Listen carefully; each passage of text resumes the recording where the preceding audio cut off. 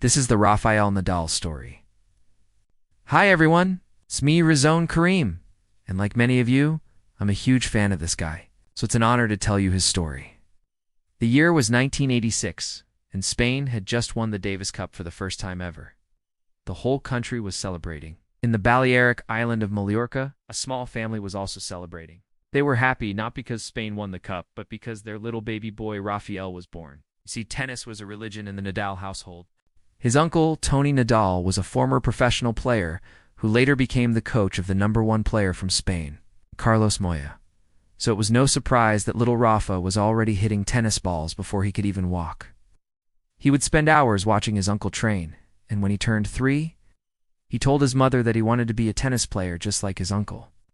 That same year, his parents enrolled him in a local tennis academy where he would train 5 hours a day. Now I know what some of you are thinking. That's too much. What kind of monsters are these people? Well, you can decide for yourself. At the age of 8, Rafael was already training 8 hours a day under his uncle Tony. And let me tell you, Tony was no softie. He had a reputation for being one of the most brutal coaches in tennis history. He pushed Rafael to the limit both physically and mentally. He wanted his nephew to be strong enough to play on any surface in any weather condition. So he forced him to practice on hard courts, grass courts, and clay courts. He made him train when it was freezing cold and when it was boiling hot. And he made him play against older kids so that he could learn how to compete. And the results? Well, they were shocking. At the age of 12, he was already dominating every single junior tournament he participated in. But that wasn't enough for Tony. He wanted his nephew to win the French Open. Yeah, you heard that right. It's the French Open. At the age of 12, Tony started taking Rafael to Paris to train at the famous Chatrier court. He watched as the top players competed for the title and told his young nephew that one day it would be his name engraved on the musculature. At the time, Rafael was only interested in having fun in Paris. He didn't really care about winning or losing. But something changed after his father surprised him with tickets to watch the final between Albert Costa and Juan Carlos Ferrero.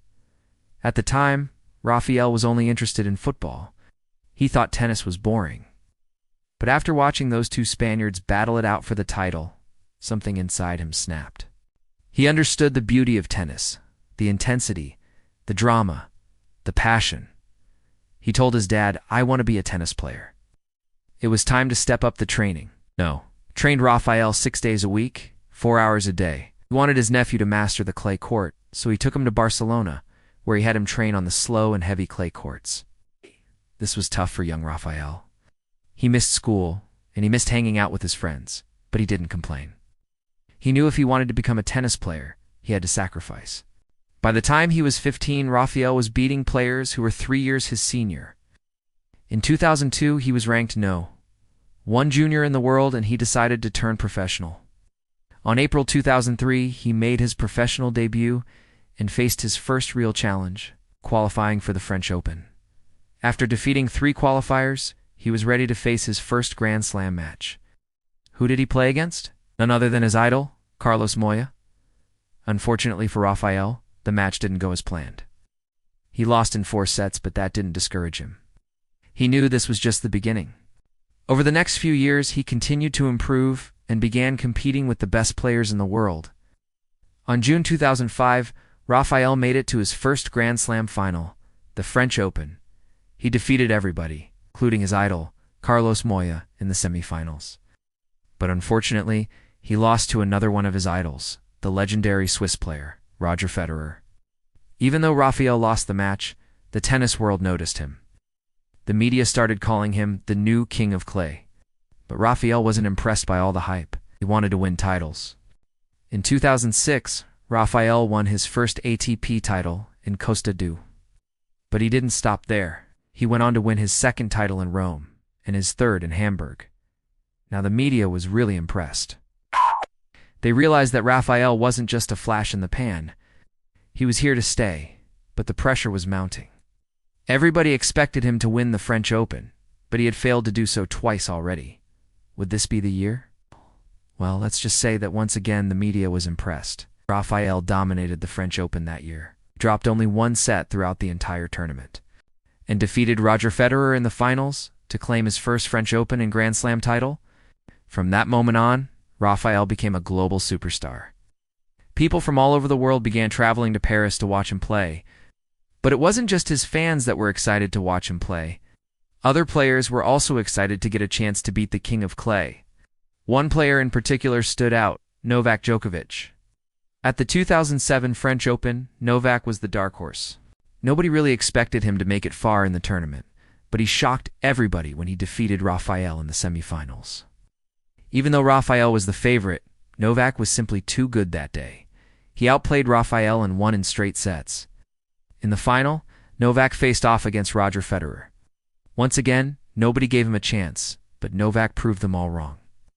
He defeated Roger in a grueling 5-set match and became the new King of Clay. Now, I don't want to give away any spoilers, but let's just say that Novak might not have won that French Open, but he did end up becoming the new King of Clay. Anyway, Rafael may have lost the French Open in 2007, but he bounced back in 2008. He won his second French Open title without dropping a single set. He continued to dominate in 2009 and won his third French Open title. But in 2010, he ran into a brick wall named Robin Soderling.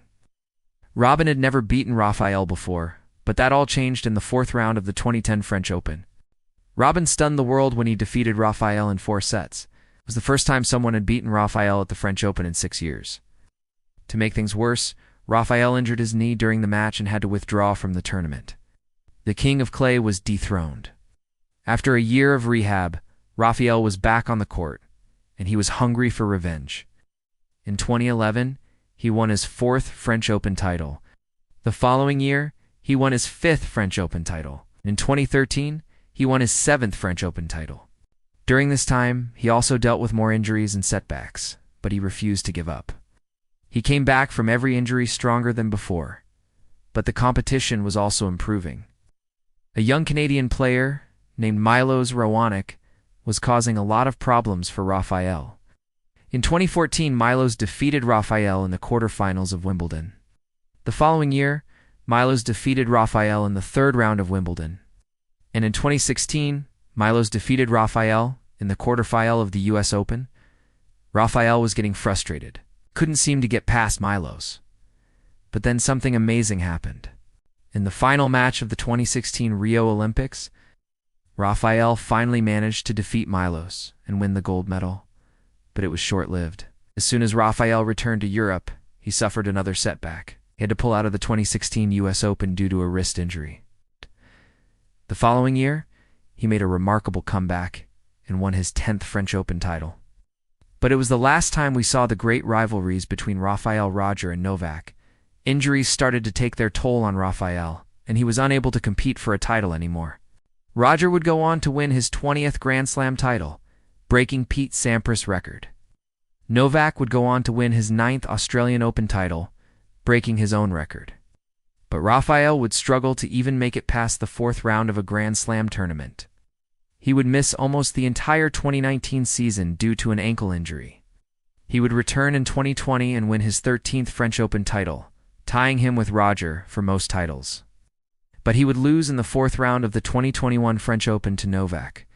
Now, Novak would go on to win his 9th French Open title, breaking Rafael's record of most French Open titles. But it wouldn't stop there. Novak would go on to win the 2022 Australian Open, giving him 21 Grand Slam titles. As for Rafael, he would retire from the ATP Tour in 2022 after playing doubles at the Laver Cup. So the question is, will we see Rafa one last time? Let me know in the comments below. That's it for me. Thank you guys so much for watching, and I'll see you next time.